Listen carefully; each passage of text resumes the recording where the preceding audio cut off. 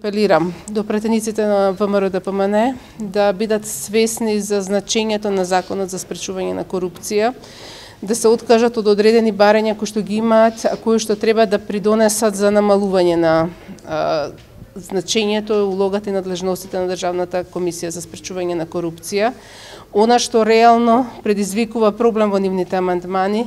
е барањето за бришање на условот за забрана за политизација на членовите, односно спречувањето одредени членови што биле политички активни во изминатиот период или биле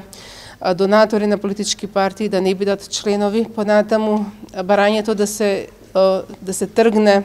надлежноста на комисијата да врши увид во сметките банкарски на функционерите, како и контролата врз финансирањето на политичките партии да не постои согласно нивните барања. Сметам дека тоа се барања кои што не може да бидат удоволени и ако бидат удоволени, тоа ќе значи носење на закон што нема да биде во согласно со препораките на Европската комисија, што опција е неприфатлива за нас.